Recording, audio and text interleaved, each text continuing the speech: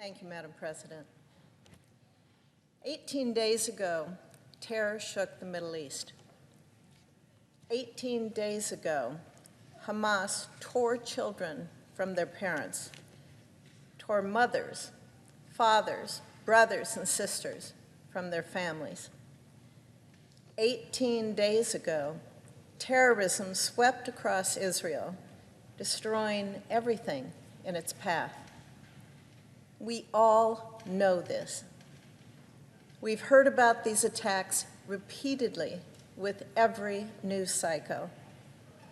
Even as we continue reading articles, hearing analysis, and seeing new information, let us not forget the reality of these terror attacks, the seriousness of such a massive loss of human life.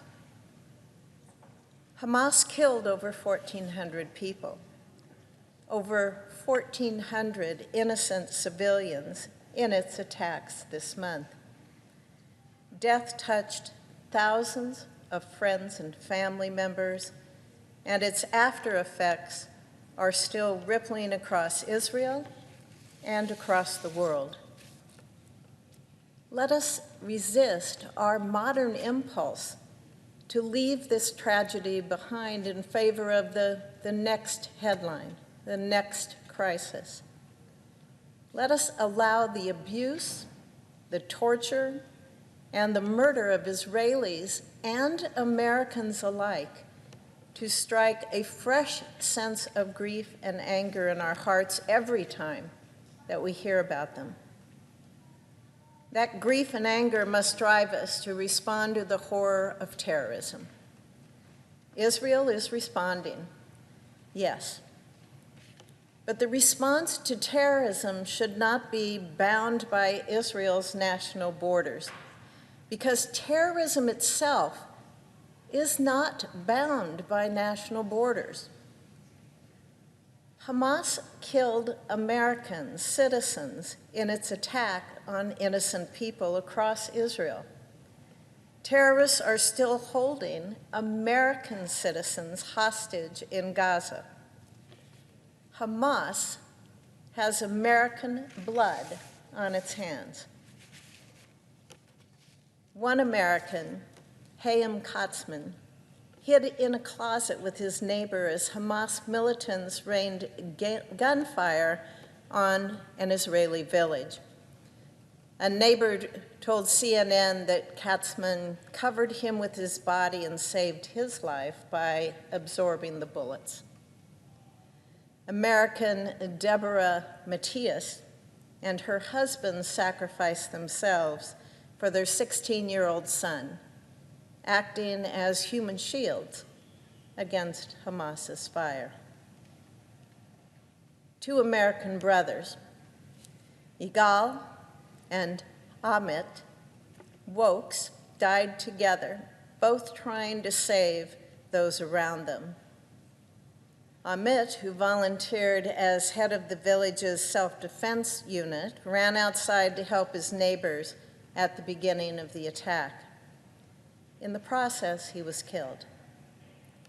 Igal was killed as he searched for a weapon to defend himself and his family.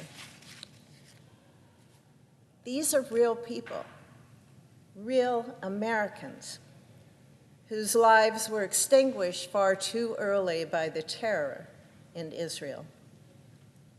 It's critical that we see the return of every American stranded in Israel or held hostage in Gaza. Every American must be accounted for and safely brought home. Following the cold-blooded slaughter of both Americans and Israelis, the United States must stand firmly with Israel. We must send a clear message to Hamas, to Hezbollah, and their state sponsor, Iran. We will not equivocate in our support for Israel. We will stand with them and provide the assistance that they need as they make difficult decisions to defend their sovereign nation. Congress and the administration must work together to gather all of our diplomatic and economic strength against Iran. We must work together to aid Israel, whether through economic support, lethal aid, or increased intelligence sharing. We know Israel will need more defensive capabilities, including Tamir interceptors for its Iron Dome air defense system, the backbone of its missile defense architecture. I support the Department of Defense's current plans to send our 2 Iron Dome batteries to Israel to bolster their security. My colleagues and I introduced a bill to reallocate aid funding to Israel's Iron Dome that could have ended up in Hamas's pocket. This legislation would be an important first step in defending Israel against future attacks. We know Israel will need more offensive capabilities, including precision-guided munitions, to hit specific ground targets. We know Israel will need our intelligence on the Middle East so it can eliminate the Hamas threat completely. And we know standing with Israel against terror will buttress and fortify our own national defense and our own national security. Our support for Israel will help it triumph over terrorism, and our support for Israel will help us show strength and deter our adversaries. By protecting Israeli interests, we will promote American interests as well. Thank you, Madam President. I yield the floor.